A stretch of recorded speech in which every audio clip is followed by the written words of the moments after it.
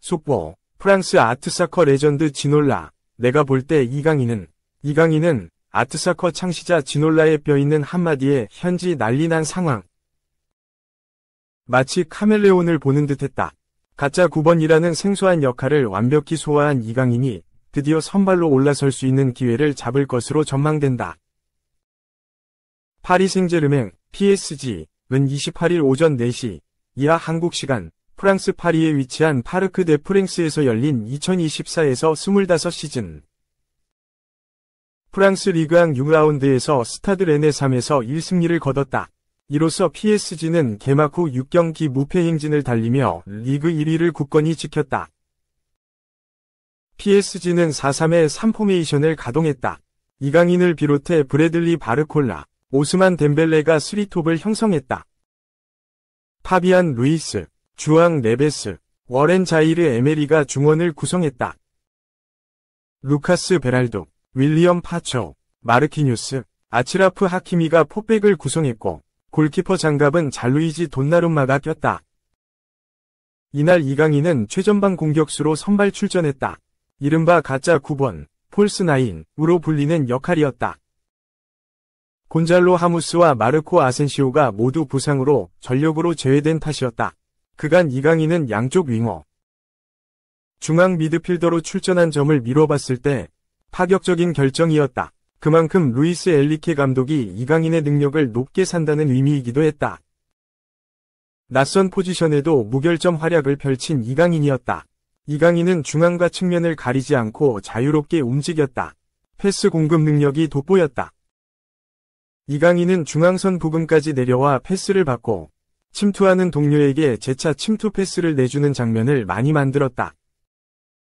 뿐만 아니라 측면에 위치할 때는 개인 기량을 통한 드리블 돌파 후 크로스를 시도하며 기회를 창출하기도 했다. 결국 리그 3호 골을 터뜨렸다. 후반 12분, 중앙에 위치한 이강인은 덴벨레의 패스를 받았다. 이후 좌측면에 위치한 바르콜라에게 패스를 내줬고 바르콜라가 곧장 중거리 슈팅을 시도했다. 공은 골키퍼의 선방에 흘렀고 침투하던 이강인이 헤더 슈팅으로 득점을 기록했다. 끝까지 공을 주시했던 이강인의 집중력이 돋보인 장면이었다. 축구 통계 매체 붕업은 이강인에게 PSG 내 두 번째로 높은 평점 8.9점을 부여했다. 이강인은 한 골, 패스 정확도 91%, 46분의 42, 기회 창출 7회, 빅 찬스 생성 1회, 터치 65회, 박스 안터치 4회, 드리블 성공 2회, 공격 지역 패스 4회, 크로스 성공 3회, 긴 패스 성공 3회 등 좋은 공격 지표를 생성했다. 엘리케 감독은 이강인에게 칭찬을 아끼지 않았다. 그는 경기 직후 인터뷰에서 이강인은 정말 다재다능한 선수다. 놀라운 자질을 갖춘 이강인은 압박감에도 공 소유권을 잃지 않는다. 이강인은 가짜 9번으로 기용됐지만 자유롭게 움직였다. 그는 뛰어난 골잡이답게 리바운드 상황에서 득점을 놓치지 않았다. 이강인은 패스와 슈팅 능력을 갖췄고 그의 완벽한 경기에 만족한다며 호평했다. 결국 이강인은 기회를 잡을 것으로 보인다. 그간 이강인은 좋은 활약상에도 불구하고 주로 교체 선수로 활용됐다. 지난 15일 열린 브레스트전에 선발 출전했지만 19일 유럽축구연맹 우에파 챔피언스리그 UCL 리그 페이지 1차 전 지로나와의 경기에서는 교체로 활약했다. 중요한 무대를 앞두고 이강인을 로테이션으로 활용했던 엘리케 감독이었다. 그러나 이번엔 달랐다. PSG는 다가오는 2일 아스널과 UCL 리그 페이지 2차전을 앞두고 있다. 현지 매체는 랜전 이강인의 활약상을 조명하며 아스널전 선발로 출격할 가능성이 있다고 예측했다. 스페인 매체 아스는 현재 하무스와 아센시오가 부상으로 이탈했다. 이러한 상황에서 이강인은 가짜 9번 역할을 소화하며 실력을 입증했다. 아센시오가 제대로 회복하지 못한다면 다시 한번 이강인이 가짜 9번 역할로 아스널전 기용될 가능성이 있다. 그는 환상적인 시즌 초반을 보내고 있다. 주전이 될 자격을 충분히 입증했다며 이강인의 선발 가능성을 높게 점쳤다. 손흥민 대신 베르너, 토트넘 전담 기자가 예측한 맨유전 선발 라인업. 토트넘 헛스퍼 소식을 전담하는 알레스데어 골드 기자는 손흥민이 선발로 나서지 않을 것이라 예상했다. 토트넘은 30일 오전 0시 30분 한국 시간 영국 맨체스터에 위치한 올드 트래포드에서 열리는 2024에서 25시즌 프리미어리그 PL U 라운드에서 맨체스터 유나이티드와 맞대결을 치른다. 현재 토트넘은 2승 1무 2패, 승점 7점을 기록하며 10위의 자리에 있고, 맨유는 토트넘과 승점 동률이지만 득실차에서 밀려 리그 11위에 위치해 있다. 두 팀 모두 승리가 절실하다. 엔제 포스테코글루 감독 체제에서 2년차에 접어든 토트넘. 지난 시즌 아쉽게 유럽 축구연맹, 우에파, 챔피언스리그, UCL, 티켓을 놓친 만큼 이번 시즌엔 더 높은 곳을 바라보고 있다. 하지만 시작은 좋지 않다. 레스터시티와의 개막전에서 1에서 1로 비기며 출발한 토트넘. 이후 승리와 패배를 번갈아하며 중위권의 자리에 있다. 최근엔 공식전 3경기에서 모두 승리를 거두는 등 조금씩 분위기를 끌어올리고 있다. 맨유 역시 상황은 좋지 않다. 지난 여름 이적 시장을 통해 활발한 보강을 마친 맨유. 이번 시즌엔 다시 한번 상위권을 목표로 했지만 초반 리그 5경기에서 2승 1무 2패를 기록하고 있다. 최근 공식전 2경기에서도 모두 무승부를 거두는 등 공격력에서 다소 아쉬운 모습을 보이고 있다. 토트넘의 키플레이어는 손흥민이다. 하지만 맨유전 출전 가능성은 불투명하다. 손흥민은 지난 카라바흐와의 우에파 유로파리그 UEL 리그 페이즈 1차전에서 선발로 나와 팀의 3에서 0 승리를 이끌었다. 도미닉 솔랑케의 득점에 기여하는 등 좋은 움직임을 보였지만 후반전 몸의 피로감을 느끼며 그라운드에 주저앉았고 교체를 요구했다.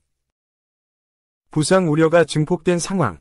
포스테코글루 감독은 경기 종료 이후 손흥민의 상태에 대한 질문을 받았다.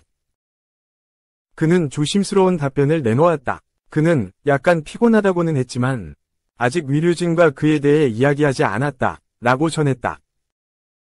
팬들 사이에선 걱정이 증가했다. 다행히 손흥민의 상태는 심각하지 않은 것으로 드러났다. 포스테코글루 감독은 맨유전을 앞두고 진행된 사전 기자회견에서 손흥민을 제외하고 모두 괜찮다. 손흥민은 내일 훈련하기를 원하기 때문에 훈련 상황을 보고 결정을 내릴 것이다. 그에게는 아직 하루의 기회가 남아있다. 라고 밝혔다. 이어 올해 초부터 손흥민의 부담을 덜어주고 싶었다. 그는 내가 생각했던 것보다 더 많이 뛰었다. 도미닉 솔랑케, 윌슨 오도베르를 영입하고 티모 베르너와의 임대를 연장한 것도 손흥민을 위해서였다. 그는 계속해서 A매치 일정도 소화하고 있기에 손흥민의 부담을 덜어주고 싶어 했다. 라고 덧붙였다. 손흥민의 출전 여부는 현지에서도 주목을 받았다. 영국 매체 풋볼 런던에서 토트넘 소식을 전담하는 골드 기자는 모든 것은 손흥민이 경기 전 마지막 훈련 세션을 어떻게 소화하는지에 달려있다. 손흥민을 한 경기 동안 잃는 것이 그를 오랜 기간 동안 잃는 것보다 낫다고 생각한다. 손흥민의 햄스트링이 단순히 피곤한 것이 아니라 실제로 문제가 있다면 그것을 악화시킬 수는 없다. 우려를 나타냈다. 골드 기자는 맨유전 예상 선발 라인업에서 손흥민의 이름을 제거했다. 그는 포스테코글루 감독이 선택할 선발 라인업은 다음과 같다. 라고 전했다. 골드 기자는 굴리엘모 비카리오, 페드로 포로, 크리스티안 로메로, 미키 반 더 벤, 데스티니 우도기, 데안 쿨루셉스키, 로드리고 벤탄쿠르, 제임스 매디슨, 브레넌 존슨, 솔랑케가 선발로 나올 것이라 밝혔고 왼쪽 윙어에는 티모 베르너를 택했다. 골드 기자는 토트넘은 손흥민을 위험에 빠뜨리고 싶어하지 않을 것이다. 라며 손흥민 대신 베르너를 선택한 이유를 드러냈다. 3. 슬롯 감독 1494억 클럽 레코드 매각 결심 54골 18도움 괴물 폭격기로 대체한다. 스페인 매체 피처에스는 28일 한국 시간 리버풀이 누네스를 매각하고 싶어한다. 그는 슬롯 감독의 팀에서 중요한 역할을 하지 못한다. 라며 리버풀은 요케레스를 주시하고 있다. 요케레스는 내년에 누니에스가 떠날 경우를 대비해 리버풀이 영입을 준비하는 잠재적인 후보다 라고 보도했다. 리버풀이 최전방을 보강하려는 움직임을 보였다. 2년 전 구단 역사상 가장 거대한 이적료를 지불하고 데려온 누니에스가 기대 이하의 모습을 보이자 결국 결단을 내렸다. 리버풀은 누네스를 영입하기 위해 벤피카에 7,500만 유로, 약 1,098억 원을 지불했다. 이 이적료는 누니에스의 활약 여부에 따라 최대 1억 유로, 약 1,494억 원까지 오를 수 있다. 그러나 지난 두 시즌 동안 누니에스는 이적료만큼 활약하지 못했다.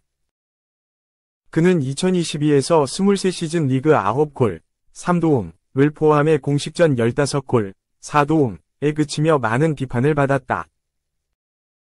지난 시즌에는 리그 11골, 8도움을 비롯해 공식전 18골, 13도움로 괜찮은 활약을 보였으나 골 결정력에 기복이 심했다. 슬롯 감독이 부임한 이번 시즌에는 예년보다 주전 경쟁에 어려움을 겪고 있다. 슬롯 감독이 누네스를 확실하게 신뢰하지 않는 상황에서 새로운 공격수를 탐색하고 있다. 여러 공격수가 거론된 가운데 지난 시즌에 이어 이번 시즌에도 파괴력을 드러낸 요케레스를 면밀하게 관찰 중이다. 요케레스는 이번 시즌 공식전 9경기 중 8경기에서 공격 포인트를 올리는 등 화려한 출발을 알렸다. 지난 시즌 공식전 43골, 15도움을 장렬한 요케레스는 이번 시즌 벌써 두 자릿수 득점 시즌을 만들었다. 포르투갈 프리메이라 리가 7경기 만에 10골, 1도움을 기록했고 유럽축구연맹, 우에파, 챔피언스리그, UCL에서도 첫 경기부터 득점포를 가동했다. 두 시즌 동안 그가 쌓은 공격 포인트만 72개, 54골 18도움에 달했다. 이러한 활약 속 리버풀 외에도 많은 구단이 요케레스에게 구애를 보냈다. 현재 토트넘, 첼시, 아스널, 파리 생제르맹 등 공격진 강화를 희망하는 유럽 빅클럽이 그를 영입하려고 모였다. 요케레스에게는 1억 유로 상당 방출 허용 금액, 바이아웃 조항이 있는 것으로 알려졌다. 스포르팅은 바이아웃 조항이 아닌 이상 요케레스를 보내지 않겠다는 의사를 여러 차례 드러냈다. 피처에스는 속도, 피지컬, 판단력을 겸비한 요케레스는 리버풀이 좋아하는 선수다. 그에게는 1억 유로의 바이아웃 조항이 있는데 리버풀이 누네스를 매각하면 충분한 자금을 얻을 것으로 보인다. 다만 다른 유럽 주요 구단들도 요케레스를 지켜보고 있어 쉽지 않은 영입전이 될 전망이다 라고 내다봤다.